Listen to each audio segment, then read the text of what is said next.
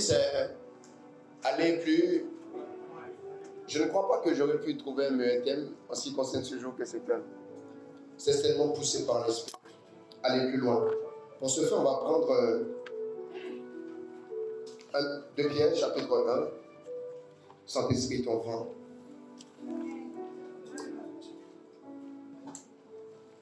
2 Pierre. 2 Pierre 1.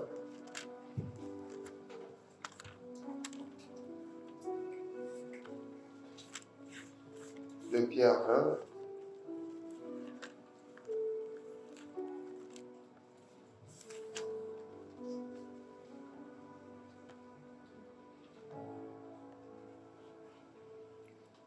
On va commencer à lire ensemble à partir du verset 1. De Pierre chapitre 1, verset 1. De Pierre, chapitre 1, Oui. à partir du verset 1. Vas-y. Simon Pierre, serviteur et apôtre de Jésus-Christ, à ceux qui ont reçu en partage une foi du même prix que la nôtre, par la justice de notre Dieu et du Sauveur Jésus-Christ. Au verset 2, que la grâce et la paix vous soient multipliées par la connaissance de Dieu et de Jésus notre Seigneur. Comme sa divine puissance nous a donné tout ce qui contribue à la vie et à la piété, au moyen de la connaissance de celui qui nous a appelés par sa propre gloire et par sa vertu, lesquels nous assurent de sa part les plus grandes et les plus précieuses promesses, afin que par elles, vous deveniez participants de la nature divine, en fuyant la corruption qui existe dans le monde par la convoitise.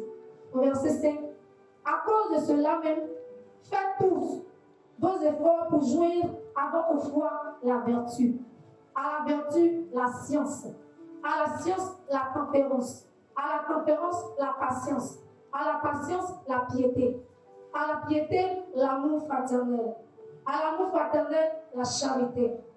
Car si ces choses sont en vous et qu'ils sont avec abondance, elles ne vous laisseront point oisifs, ni stériles pour la connaissance de notre Seigneur Jésus-Christ. Mais celui en qui ces choses ne sont point est aveugle.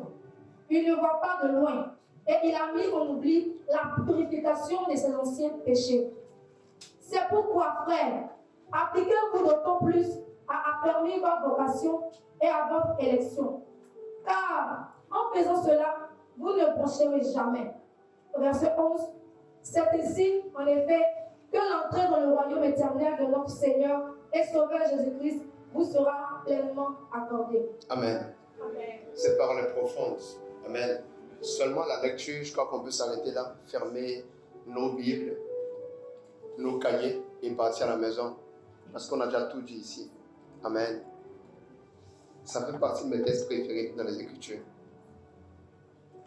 La Bible dit, en 2 Pierre chapitre 1, verset 1er, Simon Pierre, serviteur et apôtre de Jésus-Christ, à ceux qui ont reçu en partage une fois du même prix que la nôtre, par la justice de notre Dieu et du Sauveur Jésus-Christ.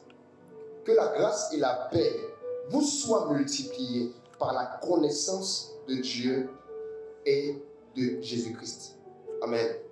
Lorsqu'on revient encore au verset 8, car si ces choses sont en vous et ils sont avec abondance, elles ne vous laisseront point oisifs, ni stériles pour la connaissance de Jésus-Christ, pour la connaissance de Seigneur Jésus-Christ. Mais celui en qui ces choses ne sont point est aveugle. Il ne voit pas de loin. Il a mis en oubli la purification de ses anciens péchés. Verset 10e. C'est pourquoi, frères, appliquez-vous d'autant plus à affermir votre vocation et votre élection, car en faisant cela, vous ne broncherez jamais. C'est ainsi, en effet, que l'entrée dans le royaume éternel de notre Dieu et Sauveur Jésus-Christ vous sera pleinement accordée. Amen. Donc, la fin du texte vient nous donner une information sur le pourquoi du début. Écoutez très attentivement. Abandonnez dans vos esprits l'idée de chaleur. Écoutez attentivement. Vous êtes venus ici pour ça. Amen. Amen. La Bible est en train de dire, c'est ainsi que que l'entrée dans le royaume de Christ ou de Jésus-Christ notre Seigneur nous sera quoi? Pleinement accordée. Nous savons tous que Jésus met une claire différence entre voir le royaume et entrer dans le royaume. Voir le royaume, c'est avoir certaines informations sur le royaume. Entrer dans le royaume, c'est vivre dans le royaume et réussir à obtenir toutes les possessions que Christ nous donne par sa mort et par sa résurrection. Donc en clair, il y a beaucoup qui viennent à l'église, ces personnes entendent des choses sur l'église, mais ces personnes n'arrivent pas à entrer. Entrer, c'est quoi? Entrer, c'est vivre. Par exemple, on te dit que lorsque je vais prier, Dieu répond. Il y a des gens qui le savent depuis des années, mais ils n'ont jamais entendu la voix de Dieu. Ou il y a des gens qui leur disent, écoute, quand tu fais une offrande, ça ouvre des portes. Ils ont fait des offrandes, mais ils n'ont jamais vu de portes s'ouvrir. Pour ces personnes-là, la majeure partie, elles sont dans un état de voir le royaume, mais elles ne sont pas encore entrées dans le royaume.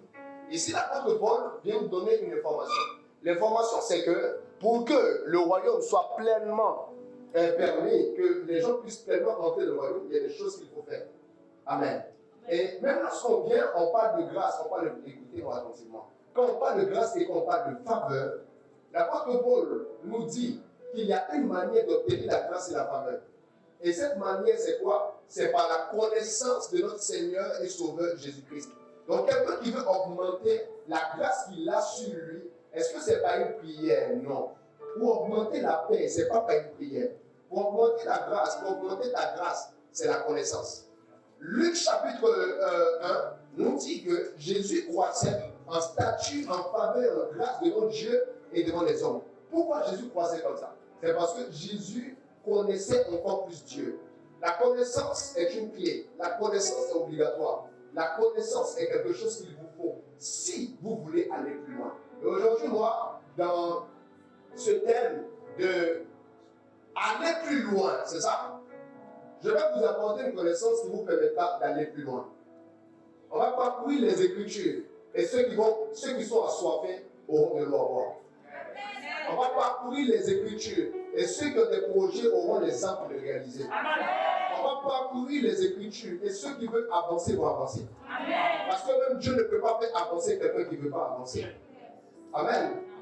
Lorsqu'on lit la Bible, on lit ce texte de 1 Pierre. J'aimerais un peu repartir déjà dans Genèse. Il y a quelque chose d'intéressant dans Genèse. Dans Genèse, lorsque vous arrivez, on nous présente un Dieu qui est en train de faire quoi? Qui est en train de créer, qui est en train de travailler. Et on voit le Saint-Esprit qui est en train de se mouvoir sur les eaux. Et Dieu, il crée quand même. Quand il crée, voilà ce qu'il fait. Il met un homme en Éden. Et cet homme-là est chargé de garder quoi? De garder le jardin. Il est chargé d'étendre le royaume de Dieu sur la terre des hommes, n'est-ce pas? Qui avait reçu cette responsabilité? C'était Adam qui avait reçu cette responsabilité. Maintenant, qui a pris le contrôle de la terre? C'était qui? Lucifer. Mais pourquoi Dieu n'a pas arrêté cela? Parce que quand Dieu établit un homme dans une destinée, Dieu et cette personne sont co-ouvrières. C'est-à-dire, peu importe la toute-puissance de Dieu, si Adam échouait dans sa mission, Lucifer avait le droit de tout contrôler. C'est ainsi que la notion de travail, ce n'est pas une récréation. La notion de travail est une notion de responsabilisation.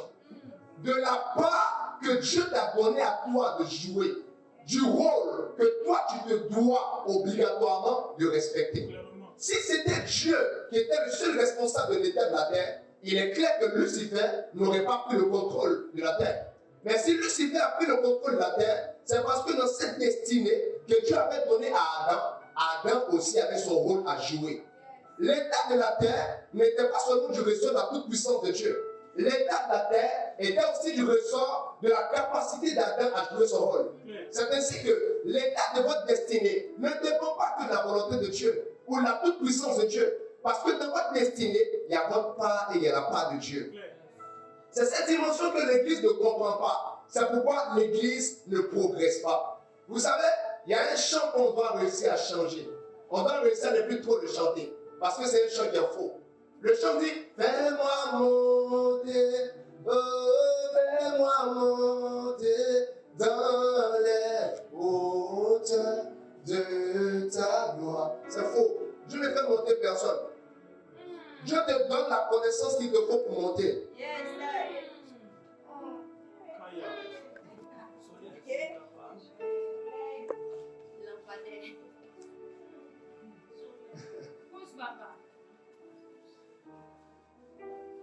La définition que la majeure partie ont de Dieu, c'est quelqu'un qui est abracadabrant. Dieu n'est pas abracadabrant. Dieu est tout sachant. Et l'une des choses que Dieu donne à quelqu'un qui s'approche de lui, c'est la connaissance pour faire la chose que les autres ne pourront pas faire. De sorte que si tout ce que Dieu fait peut s'expliquer, c'est parce que Dieu a l'explication de tout qui peut tout faire. Maintenant, quand vous vous approchez de Dieu, vous devez savoir que votre vie ne sera pas abracadabrante. Votre vie sera participante avec ce que Dieu donne, avec ce que Dieu montre. Si la marche en Jésus était une marche abracadabrante, pourquoi est-ce qu'il allait avoir enseignement? S'il y a enseignement donné, c'est qu'il y a responsabilisation conférée. De sorte que Dieu t'enseigne pour que toi tu puisses faire à ton tour. Ainsi, toute personne qui attend la pluie venant de Dieu ou venant du ciel va se retrouver dans des postures où elle aura des regrets. Parce que quand Dieu donne la science à un homme, l'homme peut maintenant faire venir la pluie. La science a évolué de telle sorte que les hommes peuvent mettre en place des éléments qui vont faire que la pluie va venir. Pourquoi? Quand la connaissance est, la responsabilité aussi est donnée. Je veux dire à quelqu'un que aller plus loin n'est pas une histoire que de volonté de Dieu. Aller encore plus haut n'est pas une histoire de Dieu à décider, non. C'est pas tout Dieu décide. Il y a des choses que Dieu, toi, tu dois décider. Il y a un texte en Proverbe qui est profond, que beaucoup ne comprennent pas. La Bible dit, il y a beaucoup de projets qui montent dans le cœur de l'homme, mais c'est seulement la volonté de Dieu qui s'accomplit. Les projets montent dans quel cœur? Dans le cœur de l'homme. Et c'est seulement quoi? La volonté se trouve alors où? La volonté se trouve au ciel. La volonté de Dieu se trouve dans le nombre de projets que tu as formés. De telle sorte que quelqu'un qui n'a pas de projet ne doit jamais s'imaginer accomplir la volonté de Dieu. Parce que c'est dans tes projets que Dieu réussit à manifester ses projets. C'est ainsi que l'Église a passé tout le temps en train de prier, disant à Dieu, Seigneur, fais venir, montre-moi ta volonté. Et ceux qui ont attendu cette manière d'avoir la volonté de Dieu sont restés en prière et ils n'ont pas joué leur rôle sur la terre. Les disciples ne sont pas allés prier pour attendre la volonté. Ils sont allés prier pour attendre la promesse. Parce que Dieu leur avait dit par terre, vous allez recevoir quelque chose et vous allez partir. Ils sont partis à chaque fois déjà avec un projet que Christ leur avait confié. Ils étaient pressés d'aller, mais il leur fallait une puissance. Et quand Jésus parle du Saint-Esprit, il donne le Saint-Esprit pourquoi? Il donne le Saint-Esprit parce que ces personnes ont un projet dans leur cœur, mais ils n'ont pas encore la puissance pour la réaliser. Vous êtes inutiles entre les mains de Dieu quand vous n'avez pas de projet dans vos cœurs. Vous n'avez pas de décision. Vous n'avez pas de bilan. Vous n'avez pas de but. Vous n'avez pas d'objectif. La première fois qu'on voit Jésus, on voit Jésus dans les Écritures, un peu adulte et pensant. Mais la chose qu'on voit le plus de ce Jésus, c'est quoi? C'est quelqu'un qui a une volonté, il a un projet. On n'a pas vu Jésus s'asseyant à la maison. On a vu Jésus allant au temple, il dit qu'il veut faire la volonté de son Père. C'est parce qu'il a fait pour projet de faire quelque chose que Dieu a pu lui donner la puissance après. Quand Dieu vient dans vos vies, il ne vient pas d'abord par une prière. Dieu vient dans vos vies parce que vous avez un projet que vous ne pouvez réaliser sans lui. Quand il rencontre qui? Il rencontre Abraham. Il vient d'Abraham. Abraham a un problème d'enfant. Donc Dieu vient pour pouvoir faire sortir son enfant du problème d'enfant d'Abraham. Lorsqu'on lit aussi Samuel, Anne a un problème d'enfant. Dieu a un problème de prophète. Il va passer par quoi? Il va passer par le projet d'une femme qui en a pour manifester sa volonté. Elle avait pour projet d'avoir des enfants. Dieu, il avait un projet. Et c'est sa volonté qui s'est manifestée. Parce que Anne n'a plus eu d'enfant, elle a eu un prophète. Israël a eu un prophète. Qu'est-ce que je vais expliquer? La marche avec Dieu n'est pas un vol avec Dieu. Quand vous marchez avec Dieu, c'est dit, il y a des étapes à suivre. Il y a un projet à suivre. Ce n'est pas un transportable. Quand vous lisez toute la Bible, même quand Dieu a transporté l'homme qu'on appelle Philippe, c'était pour accomplir un projet. Le reste des transporteurs, c'était en vision.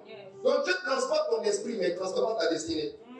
Il collabore plus avec les personnes qui ont des projets.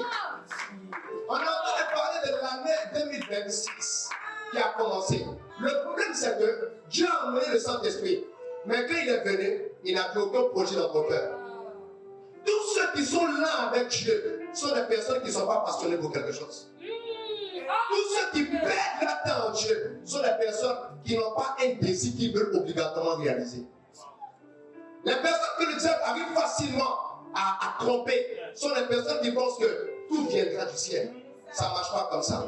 Dieu ira avec toi quand tu lui diras, Seigneur, voici, je veux faire une boutique de chaussures, mais en même temps, j'ai aussi envie de faire une boutique d'habits. Je ne sais pas comment faire. Montre-moi ta volonté. Dieu te dira, fais ça, parce que dans ces projets, il y a sa volonté. Mais celui qui n'a rien à proposer à Dieu n'aura pas aussi de substance à recevoir. Ton projet ne viendra pas du ciel. Non, Dieu même aura du mal à marcher avec toi. Regardez Simon. Simon vient. Il dit, moi, je vais être un grand pécheur. Il dit, d'accord. Tu seras pécheur, mais d'homme. Il voit David. David dit quoi? David, il dit, moi, je protège les bébés. Il dit, ah, toi, tu es berger. Tu seras berger, mais d'Israël.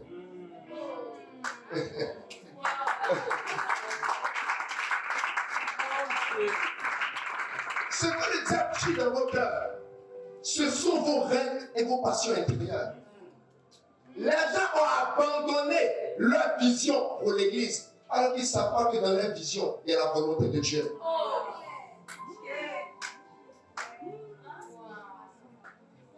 Et d'expliquer mon histoire, j'avais toujours voulu être défenseur des faibles. Enseigner ceux qui ne connaissent pas. Non, enseigner les gens, donner des conseils. Quand j'étais petit, j'ai toujours chef de groupe. C'est moi qui disais, il est 17 ans, on va partir à la maison. Dieu m'a regardé et dit, tu veux chef de groupe? Viens être pasteur de mon église.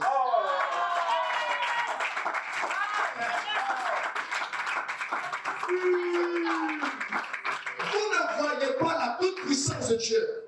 Parce que quand Dieu vient sur vous, il n'y a rien dans votre ventre qui va améliorer. Il n'y a rien en vous. Le surnaturel est la chose au-delà du naturel qui vient sur le naturel. Donc il n'y a pas de surnaturel sans le naturel. Ça ne peut pas apporter. C'est impossible. Ainsi, qu'est-ce que Satan va faire? Il va t'enseigner à oublier la passion. Il va t'enseigner à oublier le projet. Et surtout, il va t'enseigner à oublier l'intentionnalité. L'intentionnalité. J'enseigne, hein. Cette année, cette semaine, j'ai dit, je vais enseigner les gens de la maison. Les gens des réseaux ne vont pas se calmer d'abord. Si Dieu ne va pas t'envoyer, nous devons enseigner les gens de la maison. Tu dois être le héros qui va délivrer Israël. J'aime cet amen isolé. On peut avoir un témoignage. Quelqu'un se trompe, il arrive dans l'église et dit, waouh! Mais pourquoi elle est comme ça? L'intentionnalité. Je vais dire quelque chose peut-être qui va choquer quelqu'un. Est-ce que vous savez que David n'était pas promu en Israël pour quelque chose que Dieu lui avait donné? À aucun moment des Écritures, on nous a dit que Dieu a dit à David d'aller combattre Goliath. Est-ce qu'on se rend compte que si c'était des gens de notre époque, l'opportunité allait passer? Ils m'ont dit, Seigneur, est-ce que tu veux que j'aille? Exactement. David est devenu célèbre. Pourquoi? La Bible dit quoi? Il a demandé d'abord qu'est-ce qu'on a à gagner. Ensuite, il était triste du fait qu'on insulte l'Éternel. Donc il y avait l'Éternel dedans, il y avait la part du gain. Parce que ce qu'il devait gagner correspondait à son plan nourri dans son cœur depuis des années. David est allé affronter Goliath. Pourquoi? Pas par inspiration, mais par intentionnalité.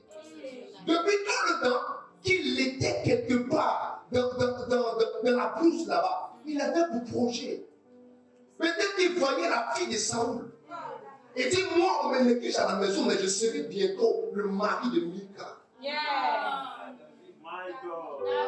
Les choses se déclenchent dans la vie des grands, pas par hasard ou par inspiration. Ça se déclenche dans la vie des gens par intentionnalité. La femme de la terre ne correspondait pas à une inspiration. Chaque jour que Dieu bâtissait, il avait une intention qu'il voulait suivre. Quand la Bible nous dit, on est appelé à être comme Jésus, est-ce que vous savez que même les 3 premières années de préparation de Jésus étaient intentionnelles? Les 3 années étaient intentionnelles. Il n'y avait pas le hasard. Dans le monde spirituel, les plus petits sont ceux qui n'ont aucune planification. Et qui attendent que les choses se passent. Mais les grands sont les personnes qui se sont assises, qui ont dit, voici ce que je veux faire de ma vie. Voici l'objectif. Voici là où je veux aller. Le rôle de Dieu, c'est de te donner le temps pour le réaliser. Et l'énergie.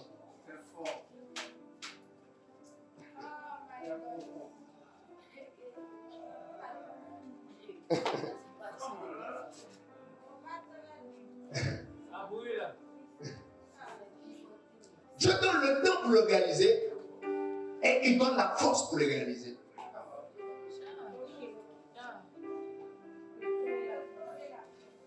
Le temps et la force. Mais en ce qui concerne l'indication, c'est toi qui t'assois et qui planifies. Voilà ce que je dois être. Voilà ce que je veux être. Cette année, je dois faire sortir au moins un livre. Je l'ai fait sortir. Je n'ai pas venu me dire écrit. J'ai senti le besoin dans mon cœur d'écrire. J'ai dit à Dieu, Seigneur, est-ce que je peux? Il m'a donné les moyens. C'est la preuve qu'il a voulu. La réponse de Dieu quand tu as des projets qui sont dans ton cœur, c'est la provision. Dieu te donne la provision, mais pour une vision qu'il t'a communiquée, pas toujours en songe ou en rêve. C'est une des raisons pour lesquelles il y a une étape de votre vie où vous allez voir, il y a beaucoup de songes et beaucoup de rêves. C'est l'étape de l'enfance. C'est l'étape où vous êtes obligé d'avoir envie avant de faire. Un homme puissant ne fait pas les choses par envie. Parce qu'un homme puissant fait les choses par décret et par décision. C'est la raison pour laquelle les gens ont du mal à obéir au principe de Dieu. Parce qu'ils ont besoin d'avoir envie de prier pour prier.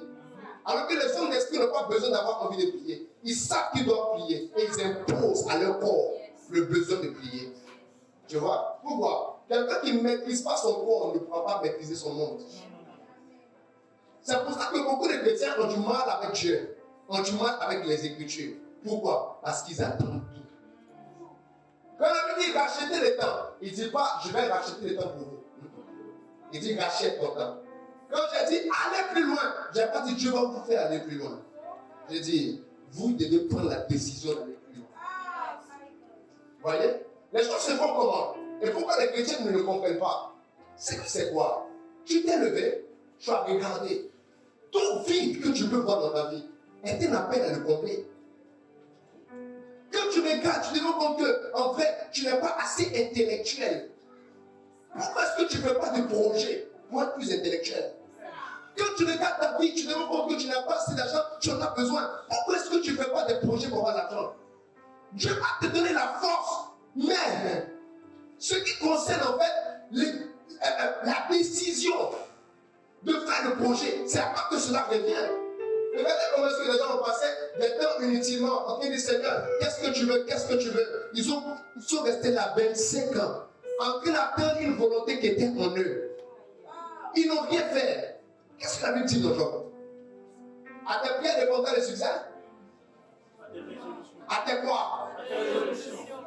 Jean dit à tes visions répondant le succès? À quoi? Maintenant, qu'est-ce que tu as résolu dans ton cœur? Qu'est-ce que toi tu as décidé? Comment tu as décidé de finir l'année? Comment tu as décidé de finir cette saison? Quel type de personne tu veux être?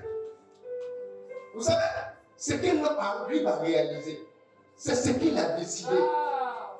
C'est la raison pour laquelle les gens n'ont pas Jésus, mais ils sont millionnaires. La Bible n'a pas dit aux résolutions du chrétien, mais à tes résolutions. Même quand un homme est résolu sur son intérieur, qu'il commence à poursuivre une vision, il va l'atteindre. Parce que Dieu a la responsabilité de faire venir la pluie. La pluie, c'est quoi? La pluie, c'est la provision. Donc, même ceux qui sont milliardaires quelque part, qui a permis Dieu? Pourquoi? Ils avaient déjà la résolution dans leur cœur. La Bible dit il fait pleuvoir sur les bons comme sur les mauvais. L'église ne va pas grandir parce que Dieu a fait un abracadabra. L'église grandit parce que nous tous on décide, ça doit grandir. À chaque fois que tu sens que tu es coincé quelque part, Dieu fait exprès.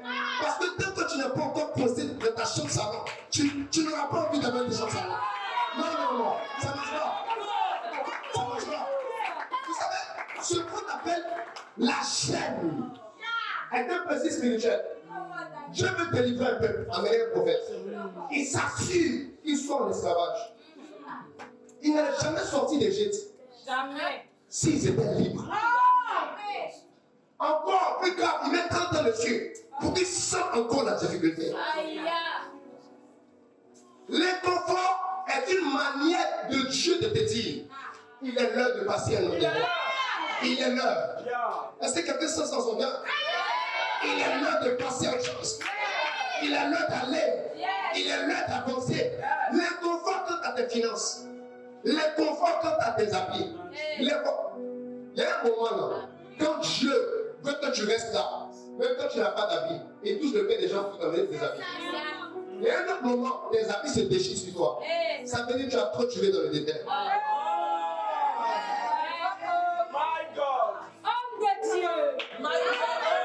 Il y a un moment de la vie, écoute, il y a un moment de la vie où tu touches les pieds des gens pour qu'ils te fassent bien. Il y a un autre moment, ça ne fait plus. Ça veut dire la saison t'a laissé en arrière. Le mouvement de Dieu est resté derrière. Pourquoi? Tu ne veux pas sortir d'Égypte. Ce qui a fait que les gens ont passé 40 ans dans le désert, c'était pas que tu ne voulais pas qu'ils sortent. C'était qu'ils se plaisaient dans le désert. Ils avaient la manne, ils mangeaient. Quand ils se fâchaient, ils demandaient, Dieu emmenait de la taille. L'eau sortait à un moment. Ils sont allés à Canaan. Ils ont refusé de se battre pour accomplir la promesse de Dieu. Pourquoi? Parce qu'ils étaient dans un endroit où ils étaient à l'aise. En Égypte, ils étaient esclaves. Au désert, ils étaient libres dans le désert. Ils avaient des victoires. Ils étaient à l'aise. Écoutez, souvent, il y a des saisons dans lesquelles le diable met de main. Ce sont des saisons où il donne l'impression que tu es trop à l'aise dans un lieu. Tu ne peux pas habiter chez quelqu'un que tu es à l'aise comme ça.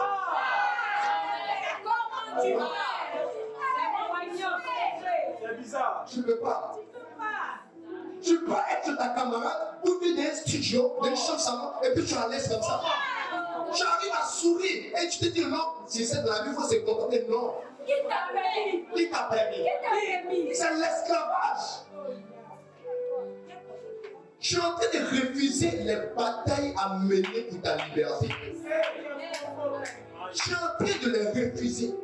Écoutez, il n'y a aucune victoire éclatante qui n'a pas des adversaires géants.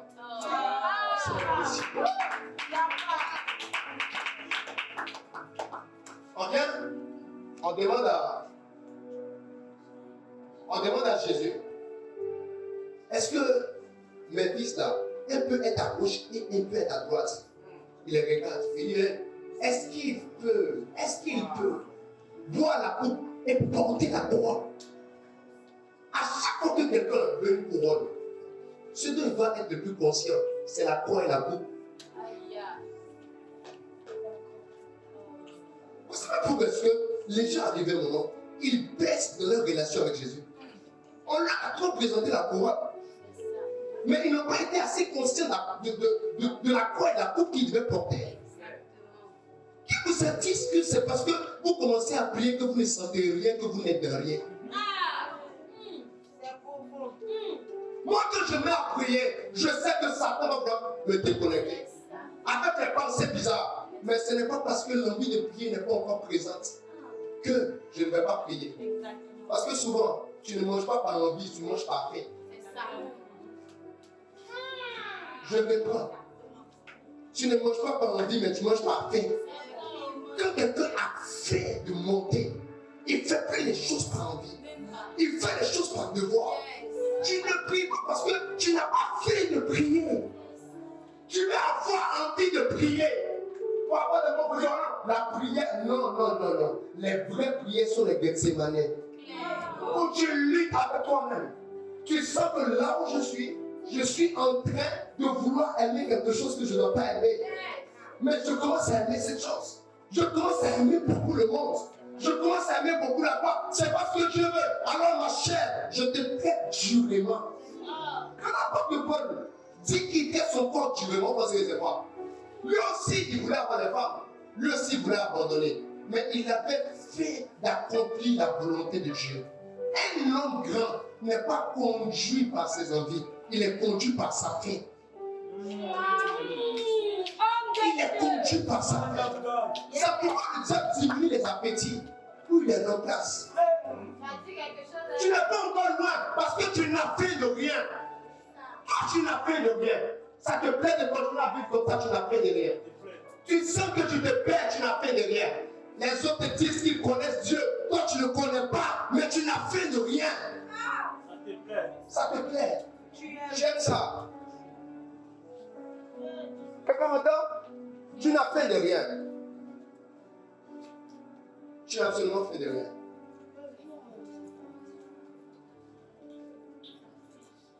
Aller plus loin, c'est un appel. Oui. C'est un appel à responsabilisation et responsabilité à laquelle chacun d'entre vous devez répondre. Aller plus loin. Aller plus loin, c'est aussi un rappel. Un rappel que peu importe ce qu'on va faire, ta vie c'est ta vie. C'est toi le responsable de ta vie. Tes échecs seront tes échecs. Peu importe ce qu'on va dire. Ton manque de productivité sera ton manque de productivité. Peu importe ce qu'on va dire.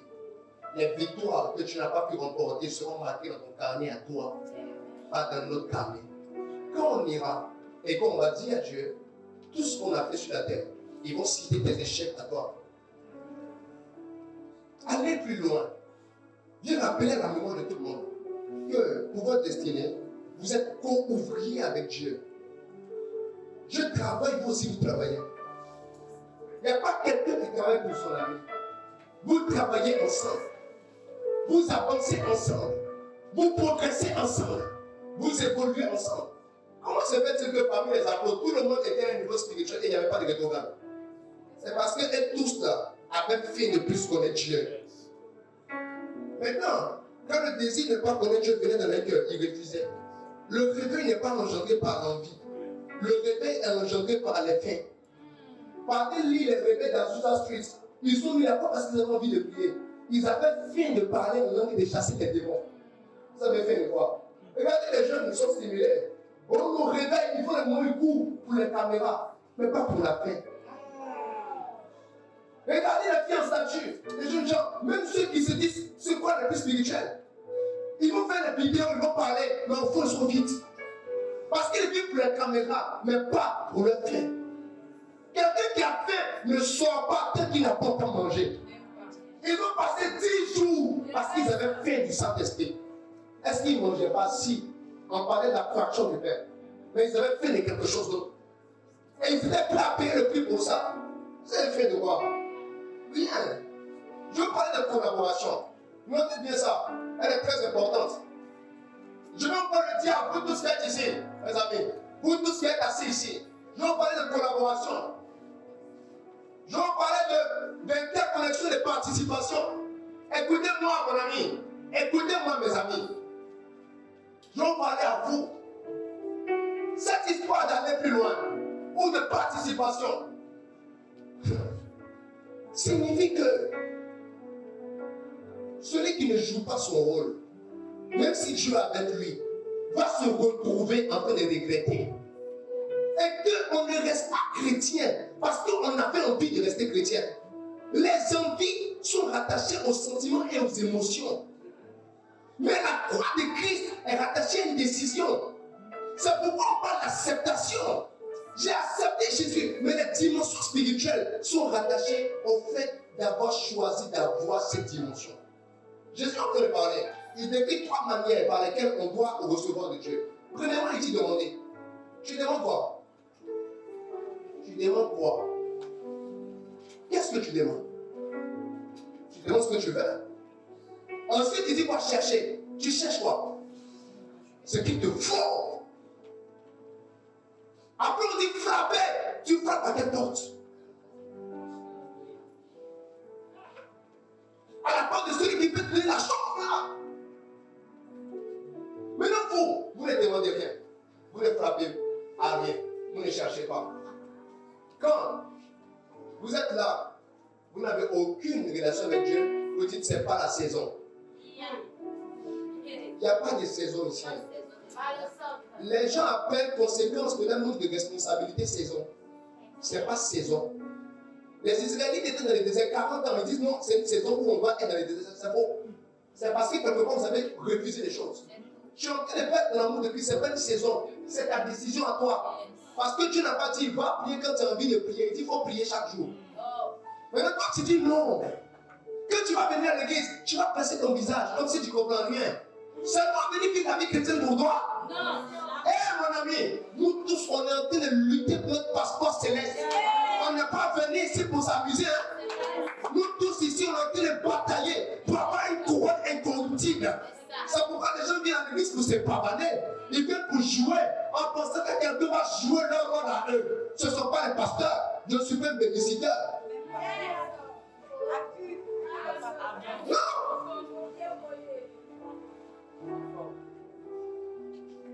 Je commence à prêcher. L'apôtre Paul dit, l'apôtre Pierre dit, écoute bien.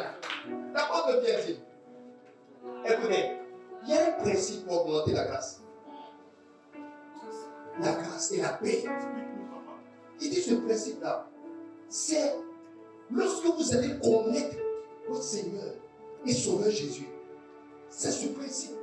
Et il continue, il dit écoutez, il y a quelque chose là qui va vous permettre de ne pas être oisif quant à cette connaissance. Qui va vous permettre d'être en activité pour cette connaissance. Et cette chose, c'est quoi? C'est là que Mary commence à citer. C'est là que je me suis rendu compte. Pourquoi est-ce que beaucoup échouaient? Mais tu vas délivrer ce soir au nom de Jésus. Et il dit ça. Il dit, mon ami, écoute bien.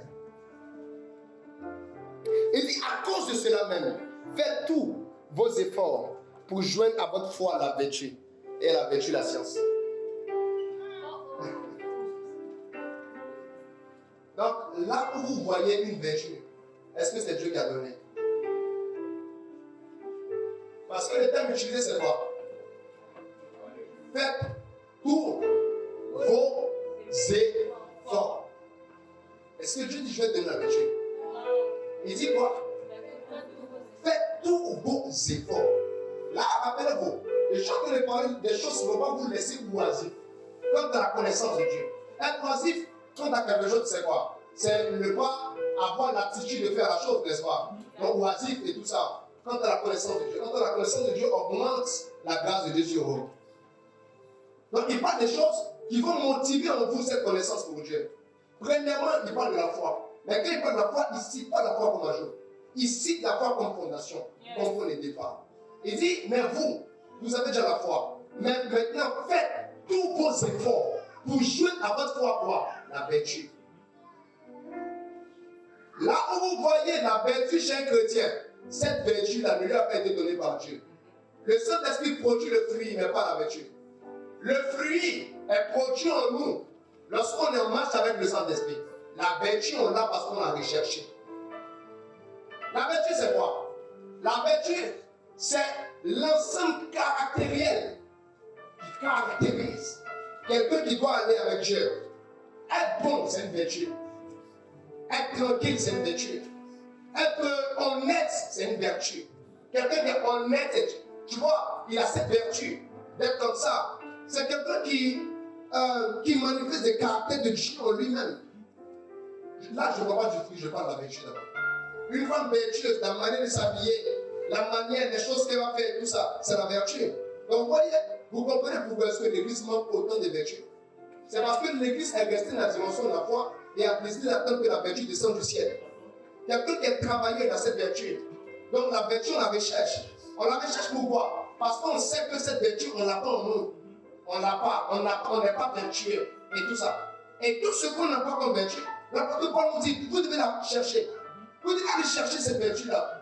Vous devez ajouter à votre foi la vertu. Et quand vous finissez maintenant, vous allez remarquer qu'il y a même beaucoup de prédicateurs qui n'ont pas de vertu. Parce qu'ils n'ont pas associé. Quel va vouloir te corrompre? Ce n'est pas le Saint-Esprit qui va répondre à ta place. La Bible ne dit pas au désert que le Saint-Esprit dit en Jésus. On dit Jésus dit.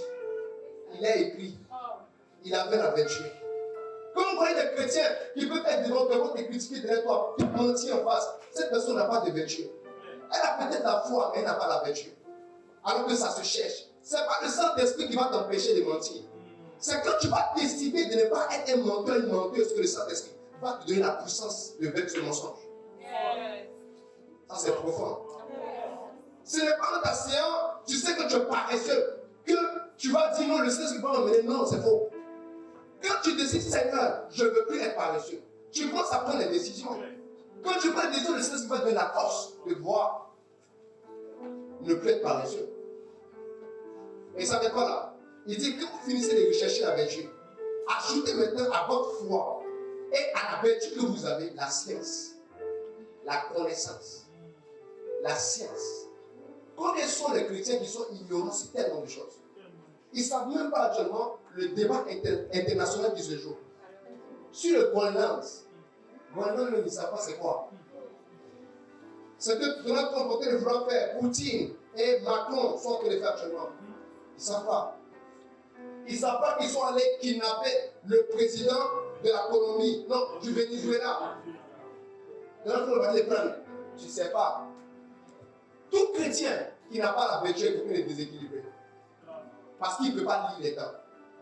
Jésus est en train de partir. Il dit, lorsque vous verrez ça, sachez ça. Donc quelqu'un qui ne voit pas ne va savoir. Lorsque vous verrez telle chose, c'est que voilà ce qui se passe. Et comment tu vas avoir la bonne lecture si tu n'as pas les éléments? On est passé tout le temps à rester là, en train de tourner, en train de rien faire de ta vie, en train de penser que tu as le temps. Tous les jours, quelqu'un qui pense qu'il a trop le temps au point de beaucoup dormir, est en train d'utiliser le temps de quelque chose pour dormir. Un enfant de Dieu doit avoir un temps dans sa vie où il s'intéresse à la science. Il essaie de connaître et de savoir. Mais pourquoi mon cycle menstruel est comme ça? Il y a des filles qui mettent tout au niveau de mon bas me fait mal. Mais pourquoi? On m'a attaqué. Pourquoi on t'a attaqué? Mais mes messieurs sont venus avant ça. Oh, si seulement tu avais un peu de science, tu allais savoir que la tristesse, les émotions vives peuvent précipiter le cycle menstruel. Oh! C'est pas. Lumière! Voici toi, tu as passé le temps à prier inutilement. C'était 2 heures de prière gâchée. Gâché! Le temps! Sachant que quand on dit prière d'intercession pour combattre les démons ou pour lier les yeux sataniques, les gens sont plus zélés. Donc, regarde la personne a transpiré pour quelque chose qui était scientifique. Il manque de science. Bien, ce sont les prières qui ont été faites parce qu'il manquait la connaissance. Regardez quelque chose. Je dis à ce moment, je t'ai manqué riche. Mais on n'a jamais vu apparition d'argent dans la chambre de Salomon. Mais comment il a rendu riche? On dit, Salomon a commencé à signer des partenariats avec les pays étrangers. Salomon retrouvait plus d'or. Et il retrouvait l'or pourquoi? Parce qu'il cherchait. Exactement. Oh, je fais une offrande pour que tu me bénisses. Dieu tourne, il regarde. Il tourne, il regarde. Donc il a dit, je bénirai pas ta tête, l'œuvre de tes mains. Tu fais rien. Il n'a qu'à bénir quoi?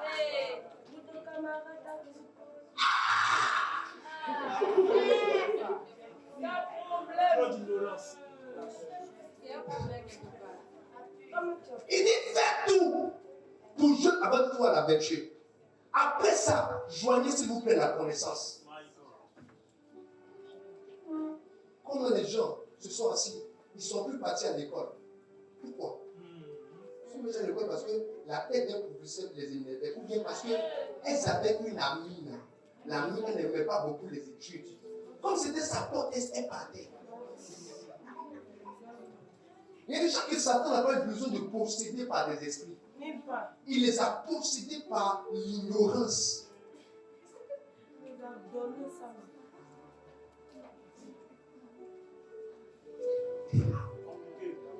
Moi, ça sera compliqué pour le diable de réussir à m'avoir. C'est pourquoi? Je ne fais pas que prier, je connais aussi. Moi, j'ai compris dans la vie que quand quelqu'un me dit beaucoup qu'on me manipule, c'est que lui-même, il veut me manipuler. C'est moi qui le pense. Je dis, non, attention, moi. Je me dis, mais toi, tu manipules trop. Je dis, oh non. Parce que si tu arrives à me manipuler, c'est que tu reconnais la manipulation. Maintenant, comment tu vas pour reconnaître des choses comme ça? Est-ce que toi-même, là, tu n'en fais pas aussi par là? Tu connais. Donc, je pose des questions. Si l'Église avait la connaissance, je te promets, je vous promets devant le Seigneur, il y a des principes qu'on n'aurait pas abandonnés parce que les gens disaient. Combien sont les personnes qui sont à la maison aujourd'hui? Parce que les gens ont dit non, vous partez trop à l'église, le dimanche c'est pas pour se reposer. Et vous te demandez pourquoi le dimanche il se repose autant. C'est parce que dans la nuit du vendredi au samedi, ils sont chauffés.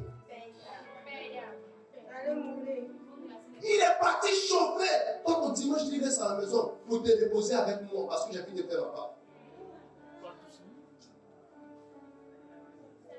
Regardez le débat religieux aujourd'hui.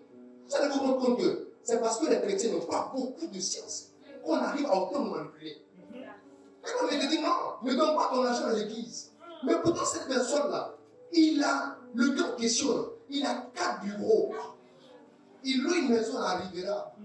L'autre, là, il loue ça à André. L'autre, il loue ça à Bobodemi, il loue ça à Bassa.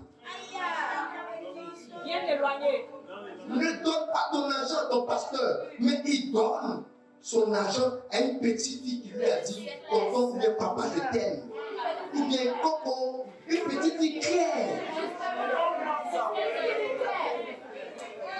Je ne sais pas. Maintenant, si tu demandes, mais pourquoi tu lui donnes ton argent? Il va dire non, mais tu sais. Comme si ton pasteur aussi ne te donnait pas des choses. Lui, il dit un plaisir sexuel.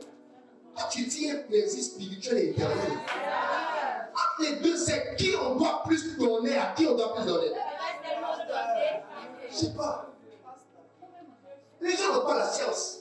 Ils n'ont pas la compréhension. Et si vous aviez la science, vous allez comprendre que Jésus n'a pas fait Christ son église. Il a bâti. Il dit, je bâtirai mon église. Et les portes séjour de moi le prévaudront. Moi, qu'est-ce que je vais faire? Je vais bâtir mon église. Et les portes séjour de moi le. Jésus a fait par l'église. Non, répondez-moi, je vous dis quelque chose. Qu'est-ce que Jésus a fait? Il a bâti l'église. Jésus a fait quoi? Qu'est-ce que Jésus a fait? Réponds-moi, mon ami. Il a fait quoi? Il a bâti l'église. Maintenant, toi, tu viens à l'église, tu dis que tu es ministre, tu te lèves, et puis un bon matin, tu veux que l'église descende du ciel, où tout est parfait. Tu fais ça comment? Tu as fait ça comment? Tu as fait ça comment? Il y a peut-être des livres que vous ne lisez pas. Mais moi, il y a des livres que j'ai lus. Où il s'avérait que Jésus n'a pas quitté une zone. Parce que dans cette zone-là, il a pris le temps de former d'abord ses disciples. Qui parle de baptiste, parle de connaissance dans la pratique et dans la construction de quelque chose. On bâtit la chose. Donc rien n'arrive au hasard. Tout doit être construit. Je ne sais pas si vous comprenez. Tout doit être construit. D'accord. Pourquoi, lorsque on est actuellement, tu te souffles, il fait chaud. Si on avait mis 5 climatiques, est-ce que tu as mis souffler comme ça? D'accord. Maintenant, pourquoi est-ce que tu veux une atmosphère dans l'église si tu n'as pas provoqué?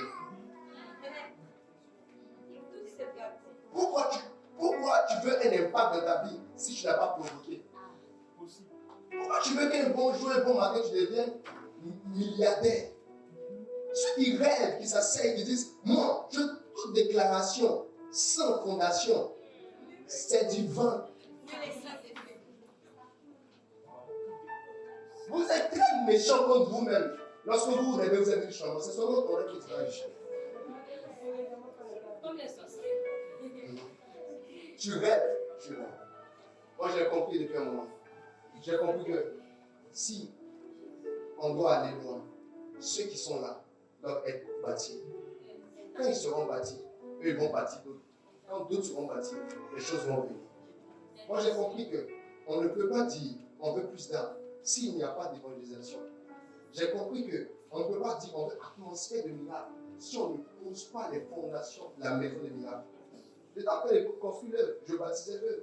Et Dieu m'a dit avec toi, la manière que tu es en train de faire là, si tu continues comme ça, tu auras une église où les gens vont s'asseoir prendre notes seulement.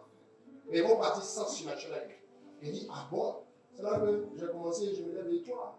Quand je commence comme ça, vous êtes là, vous l'avez. Ça suscite des choses en vous. Donc la question c'est, quand tu veux bâtir l'église là, c'est pas Seigneur bâti, c'est Seigneur, montre-moi comment on bâtit. C'est pareil pour la vie. Ceux qui ont des groupes solides, ils ont la manière. C'est la raison pour laquelle les chrétiens n'aiment pas les enseignements. Donc vu qu'ils n'aiment pas les enseignements, ils pouvaient plus les prières. Et d'ailleurs, ils vont prier par contrainte, pas parce qu'ils ont besoin de prier. On leur dit, écoute, ça, ce que tu es en train de faire là, c'est pas bon. On ne fonctionne pas comme ça. C'est pas une bonne idée de te comporter comme ça. Ça va te conduire là. Les gens ont tendance à rejeter. Alors qu'ils ne savent pas que c'est Dieu qu'on vient de leur donner. C'est tellement vrai. Tu as un vilain couple, une vilaine relation. Parce que tu fais des choses selon Novelas et tout. Mais pourtant, dans Novelas là, tu vois que le copain tourne toujours la copine. Mais tu fais la même manière. C'est pourquoi. Qui t'a fait le copier? Pour, en tout cas, moi, je n'ai jamais regardé un film où les deux étaient ensemble jusqu'à la fin. Parce qu'un peu, il se laisse un peu. Il s'en va avec Marima. Après, il revient avec Bosway.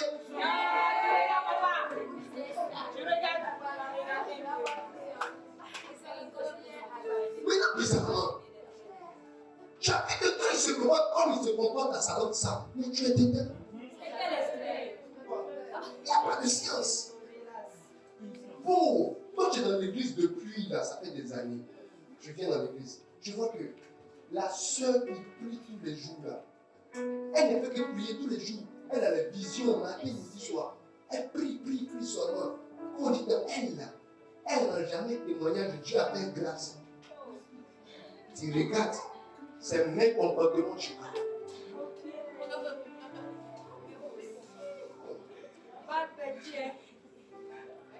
Ça fonctionne comme ça. Il faut la science. Il y a une science pour maintenir sa vie spirituelle.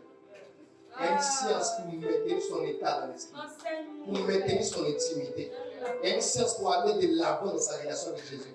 Il y a une science pour finir un modèle en Christ Jésus. Il y a une science pour avoir une meilleure église. Il y a une science pour être un pasteur d'impact et de renom. Il y a une science à tout ça. Il y a une science pour avoir de l'argent. Il y a une science pour être riche. Il y a une science pour être connu et reconnu. Il y a une science pour quitter d'un point A pour aller à un point B. Les gens qui chantaient l'année de mon année, les années sont restées les mêmes. Pourquoi? Ils ont parlé, mais ils n'avaient pas la science. Ils n'avaient pas. Il y a un mécanisme. On ne va pas à son volant, on n'a pas encore d'aile. Pourquoi ça commence? Pourquoi quand tu veux aller dans un endroit que tu ne connais pas, tu demandes aux gens l'itinéraire? Si ce n'est pas Yango qui t'a donné son point, tu sais qui connaît le parcours. Forcément. Mais pourquoi vous ne recherchez pas la science? Pourquoi? Ta vie va au rythme de ta capacité de recherche de la science. Il y a des gens qu'on n'a pas besoin de prophéties pour savoir qu'ils vont mal finir. Parce que les habitudes sont des prophètes plus puissants qu'Élie.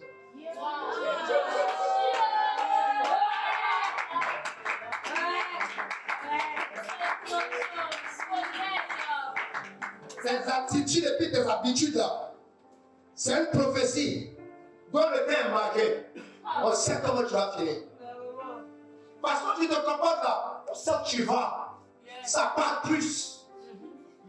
Et eux, ainsi parle l'Éternel. Pourtant, Dieu parle tout le temps. Il y a une science. Il y a une science à avoir. On ne fait pas tout comme ça. Hé. Toi aussi, on te dit qu'il faut prier. Toi aussi. Là, ton modèle, là. Maintenant, tu viens à l'église. On te dit, bon Dieu, ça va faire le bon choix. Comportement, tu as ça, c'est pas bon. Moi, je dis tous les jours, que Dieu me bénisse avec des gens durs encore. Amen. Chaque jour, c'est ce que je dis. J'ai besoin des gens. Je n'aime pas trop les gens qui me caressent dans le sens du poil. Même si je n'ai pas de poil. C'est vrai. Oui. Vos esprits vont loin. Moi, je parle tout de ici. Ce que tu fais, la science que tu as. Ensuite, il dit, est-ce que je peux m'arrêter là aujourd'hui? Je vais rester sur ça, pardon. Hein? La prochaine, on va dire les autres choses.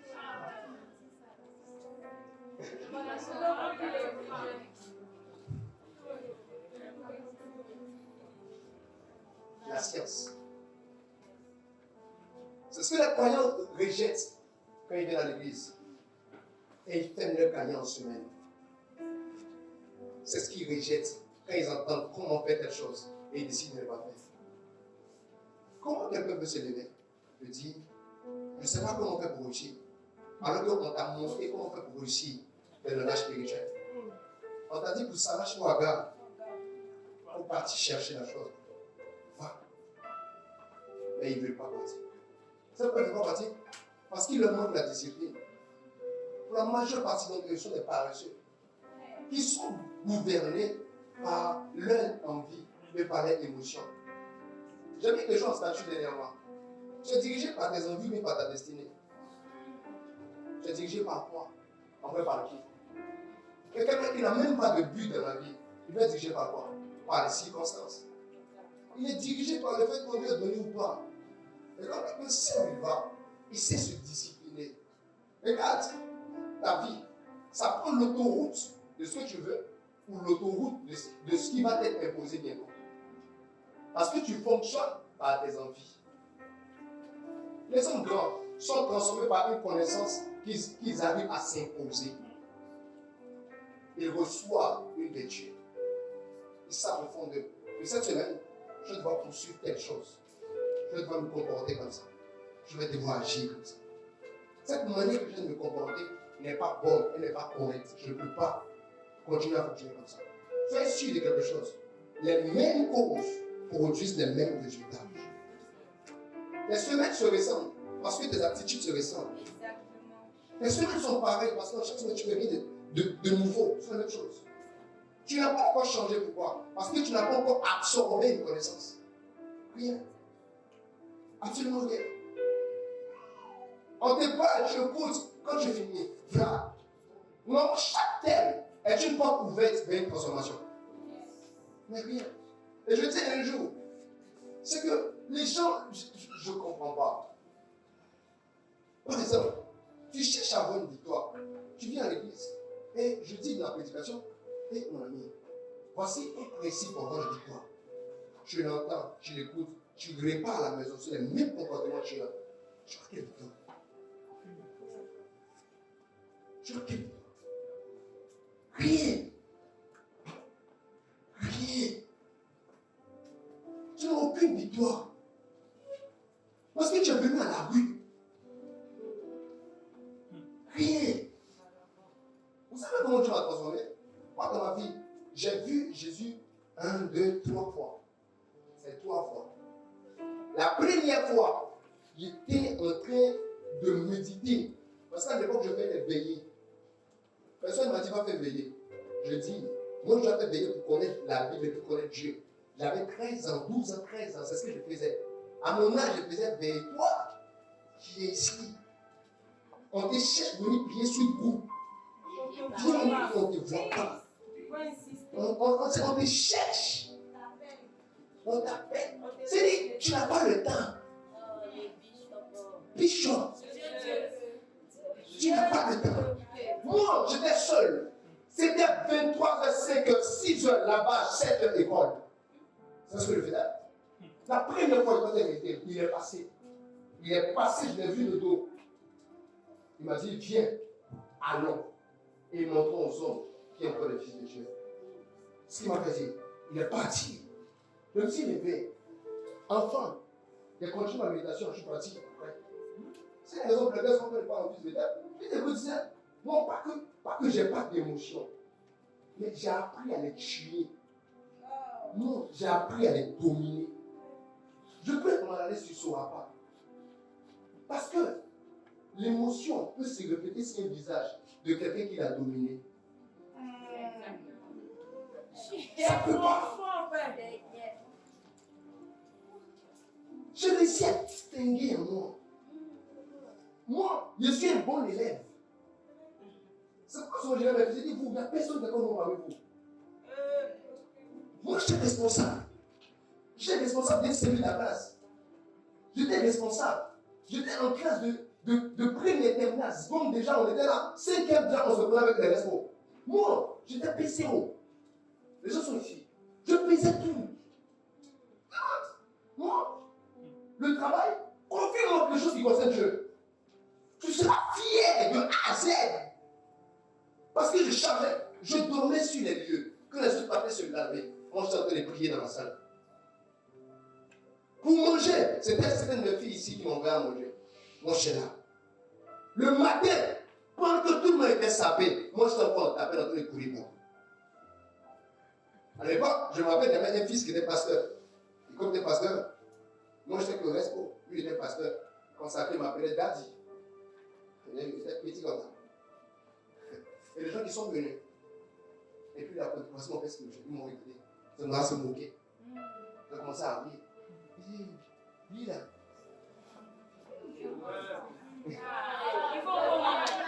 Parce que, tu sais ce que j'avais porté? Un pantalon noir serré, avec une chemise qui me dépassait. C'était gros comme ça. J'étais là. Ils ont commencé à rire. Je les ai regardés. Ils ont aussi souri. Parce qu'aujourd'hui, c'est tellement qui réclame mes vidéos, ils disent, mais lui, comment il a fait?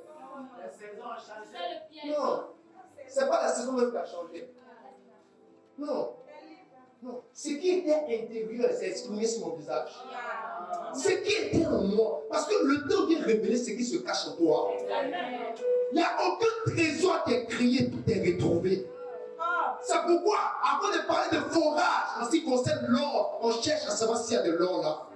Il y a des gens, c'est sûr que la saison à venir seront glorieux. Parce que Dieu a caché de l'or en eux.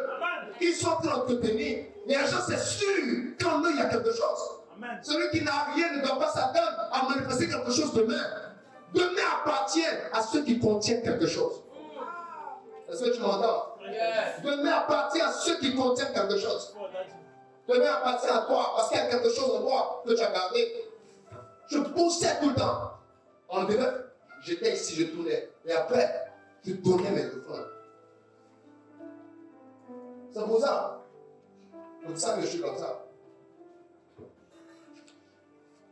Et toutes ces choses-là, ça contribue à quoi?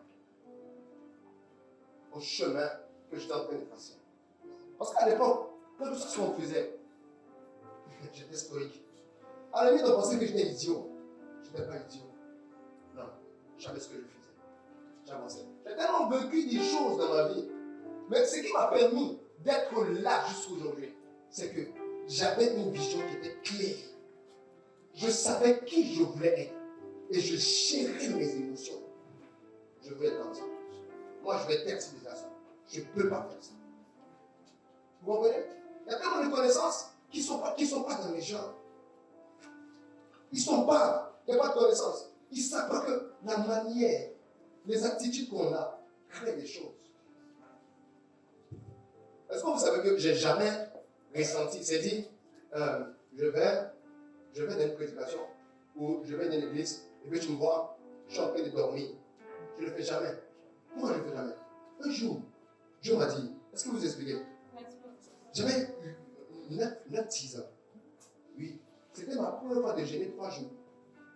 Authentique histoire, mon père biologique vit encore. Il y a des gens qui vivent encore, qui peuvent témoigner. 9-10 ans, Marie. Tu as une classe au CM2. Jeûne. J'allais jeûner, on avait fait 3 jours de jeûne. Quand je suis venu, j'étais là comme ça, on se moquait de moi. Mon père, il dit, toi. Il riait. Parce que ça l'arrangeait, je ne mangeais pas son riz. Exactement. Il dit, le jour là, j'étais en train de manger.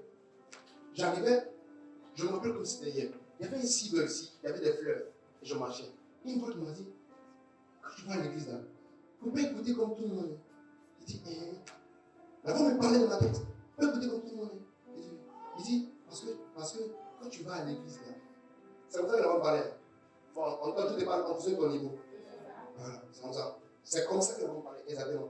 Parce que quand tu vas à l'église là, j'ai quelque chose à te dire. Mais je ne te dis pas ça dans ta tête, je dis ça dans la bouche, je suis l'enseignant. Donc quand tu dois passer un cahier, il faut écrire ce qu'il te dit là. Il faut écrire. Quand tu vas à la maison, il faut lire. Et puis il faut marcher selon ça. Que c'est comme ça que je vais me révéler à toi. C'est une petite fois dans ma tête. C'est comme ça. Et bizarrement à l'époque, bon, si les grands me arrivent à chercher ma table comme imagine les enfants. Quand on commence à parler, ils se font cela. Ils font plus, ils font des camps. Le petit m'a dit qu'il n'a pas le temps. S'il n'est pas de taper papier, il est en train de chercher sommeil. Tu vois? Et c'est le jour-là, j'ai appris que dans chaque culte, j'avais quelque chose à dire. Est-ce que vous savez qu'il y a une prédication là? La prédication est pensée de sorte qu'il y ait une instruction pour chacune des personnes présentes dans la salle. Et que sans cette instruction là, ton progrès ou ta progression est nul et sans effet. Tu ne savais pas. Tu vois? Et quand on voit quelqu'un qui vient et qui peut dormir, il lui manque la discipline. C'est quelqu'un qui ne contrôle pas son corps, qui ne se contrôle pas. Mais comment ton corps arrive à t'imposer un sommeil? Comment? Tu as un manque de discipline. La discipline est la seule chose qui peut faire plier le diable dans ta vie. Oui. Si tu n'as pas de discipline, oublie la lutte contre le diable. Si ton corps arrive à te dicter la chose à faire, et le diable.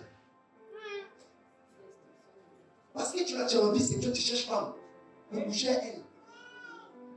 Ou bien parce que tu as envie de dire, oh, je t'aime, I love you, oh, chérie, oh, tu t'en vas.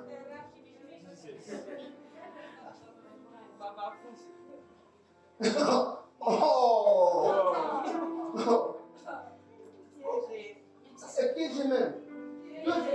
Tout piégeage. Ça c'est tout jet, merci.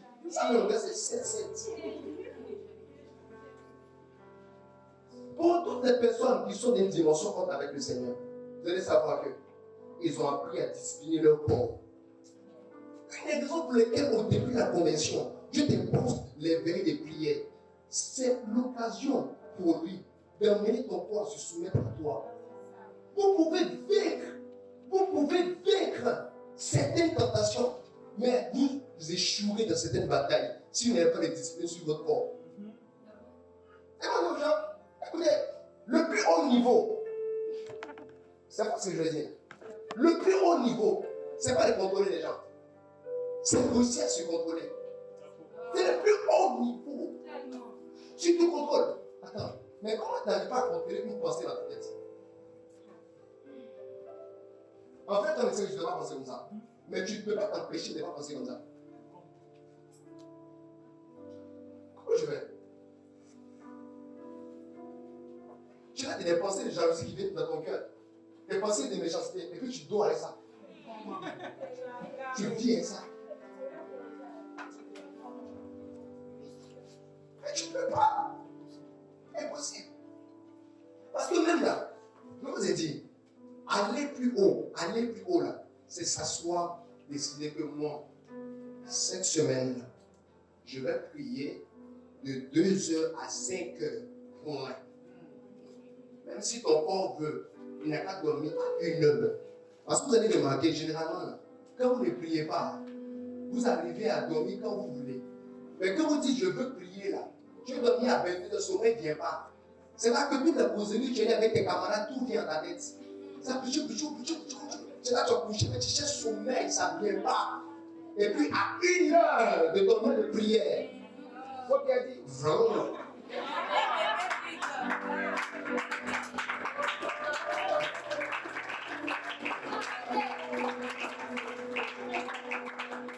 Il dit maintenant dors.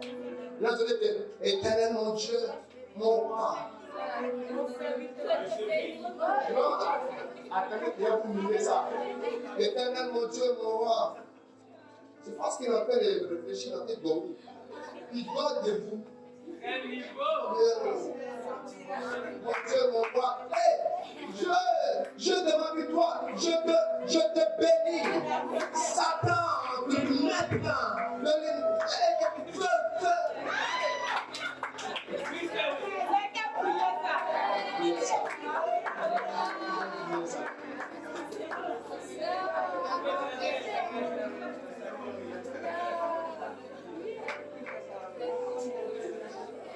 puis maintenant, quand tu es là, maintenant, acclimater tes plans, tu n'as même pas pu.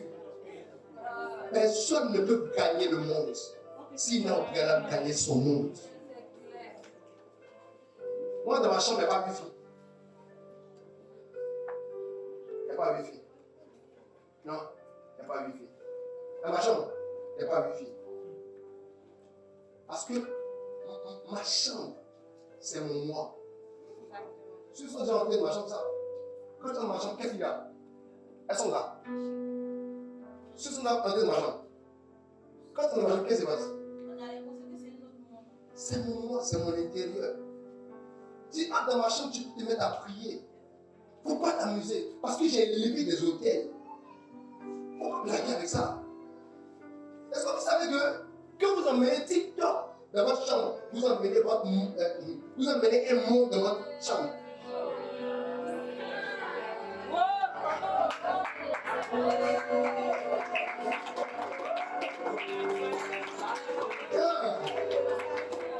La chambre est le lieu où seul Dieu a accès.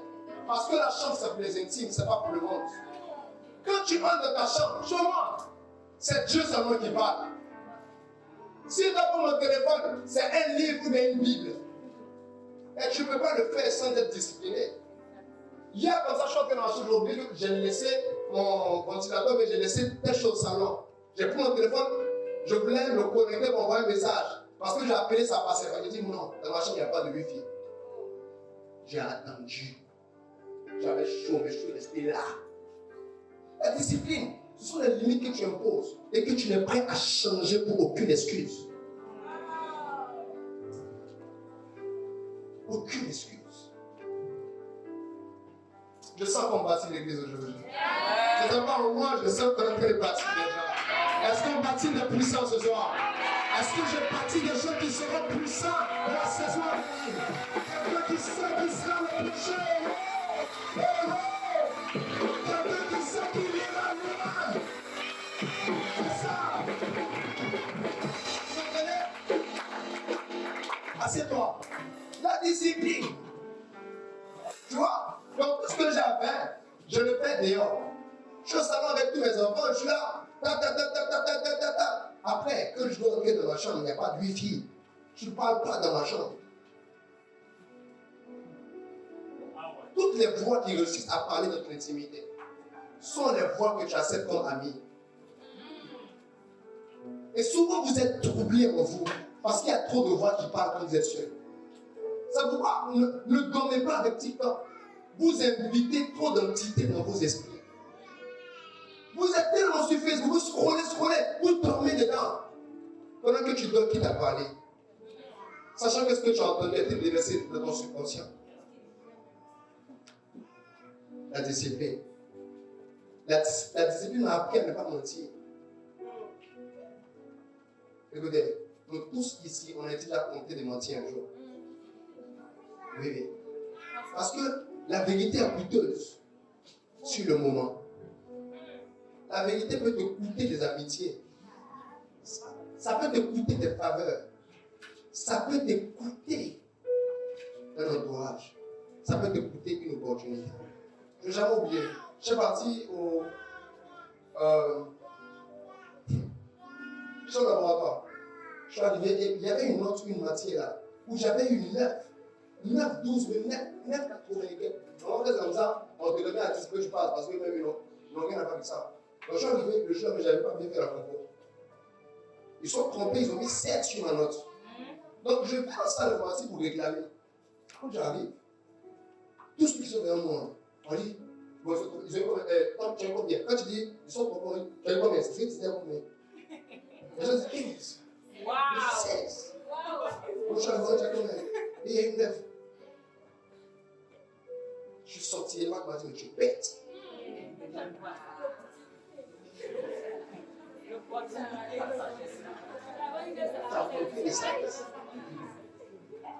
La sagesse de Dieu n'emprunte jamais les voies du diable.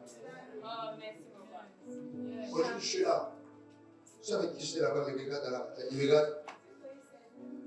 Tu sais que c'est les gars qui sont là-bas. Tu sais pourquoi? Si j'avais menti, je me perdais, je gagnais une note.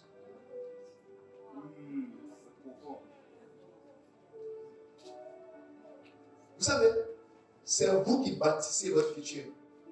Ce n'est pas votre futur qui vous dit qui vous êtes.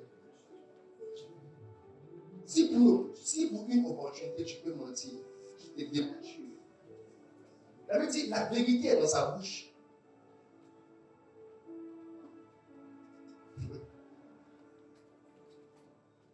Il y a quelqu'un qui m'a demandé un jour, mais toi, 2 jours, tu ne m'appelles pas.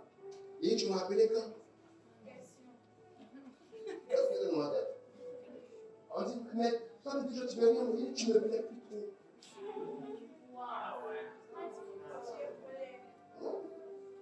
Je suis là, aujourd'hui. La discipline. La discipline va t'emmener à l'église. Et parce que tu as discipliné ton corps, tu pourras comprendre les choses à pratiquer. Quand vous voyez quelqu'un qui ne pratique jamais sa connaissance, ne fouillez pas. Le diable a toujours raison de lui en semaine. Remarquez. Il dit, cette semaine, je ferai ça. Moi, en 2026, je vais faire sortir un livre. Mon ami est mon livre. Cette année, je fais ça. On arrive en fin d'année, il n'y a rien. J'avais dit à des personnes, normalement, quand on fait ton anniversaire, c'est ce que tu as fait qu'on va mettre en statue. Avoir les photos. Vous comprenez? Avoir les photos. En clair, pour vraiment terminer ici, parce que je ne veux pas aller sur l'autre point. Je ne veux pas aller, je veux rester sur ça. Pour terminer ici, mes amis, aujourd'hui, ce que j'ai voulu vous dire, c'est que votre vie est une vie que vous menez en relation avec Dieu.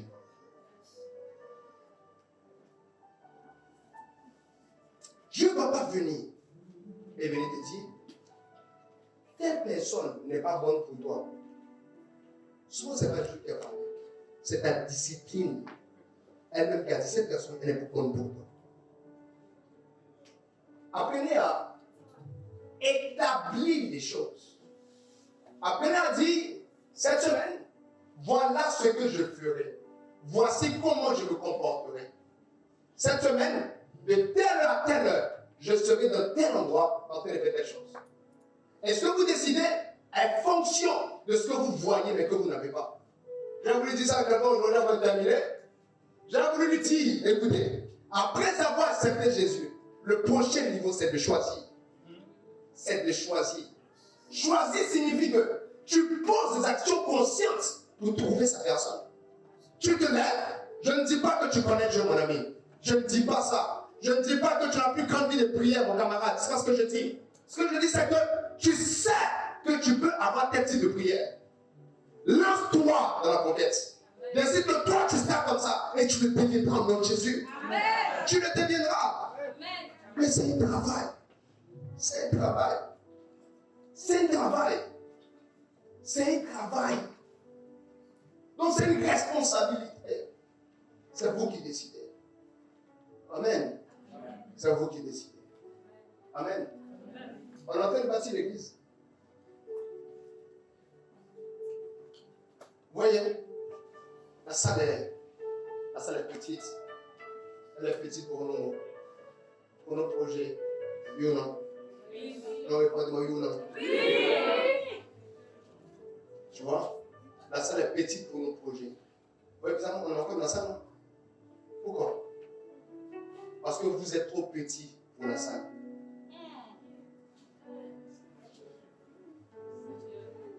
Vos ambitions sont peu. Vous n'avez rien. Ça ne vous dérange pas de faire les mêmes bilans. Ça ne vous dérange pas d'avoir les mêmes offrandes. Ça ne vous dérange pas d'avoir les mêmes actions de grâce. Ça ne vous dérange pas. Faites attention quand le diable est en train de diminuer vos standards. Il est en train de bouffer sur votre destinée. Il est en train de bouffer. Il est en train de tuer. Je dis quelque chose de profond à quelqu'un. Chaque fois que tu as l'impression que les standards sont en train d'être abaissés sur le travail que tu fais, c'est qui tu es, le diable est en train de bouffer ta destinée. Ne laisse pas le diable voir raison sur toi. Parce que tu es né pour briller. Tu es né pour briller. Je dis, tu es né pour briller. Ne laisse pas Satan avoir raison sur toi. Parce que tu es né pour être utile à Dieu. Toi là que je vois, tu es né pour ça.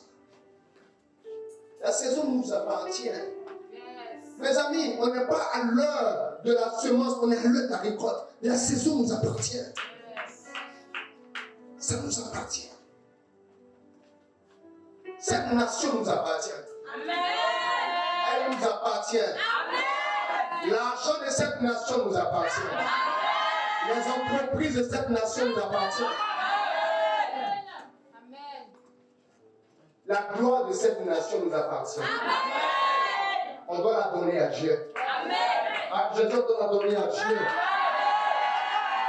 Mais ça passe par le fait que nous décidions d'y arriver. On décide d'y arriver. Chacun d'entre nous, on doit décider d'élever notre niveau. D'aller encore plus loin. Toi, qu'est-ce que tu as actuellement? Tu as quoi? Qu'est-ce que tu dois ajouter à ce que tu as? Tu dois ajouter quoi? La vie sera lente si tu ne veux pas qu'elle bouge vite. Tu ne peux pas rester à ce niveau. Tu ne peux pas. Vous savez combien de temps? Les gens, si vous avez touché 1 million, pourquoi? Pourquoi tu n'as jamais touché 1 million? Je vais te choquer, mon ami. Tu sais quand Salomon est devenu roi? C'est avec quel âge? Il avait 20 ans.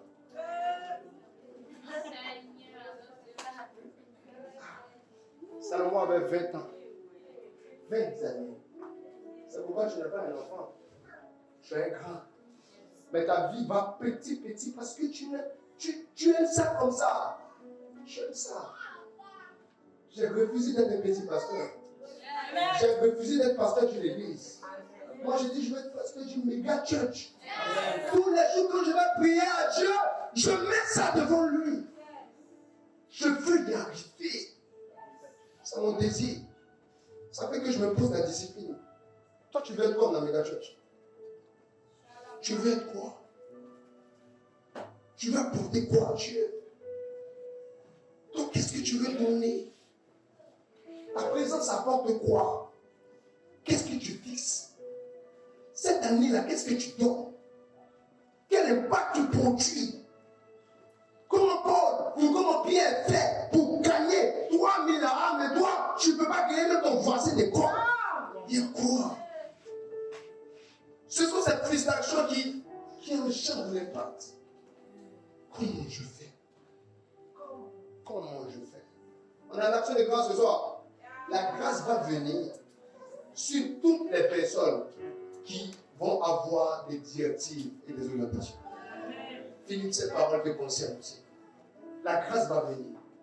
Ce soir, je demande, qu'est-ce que tu veux? Qu'est-ce que tu vois? Je participe avec Dieu. Qu'est-ce que tu vois? Je participe avec Dieu. Qu'est-ce que tu vois? Vas-y.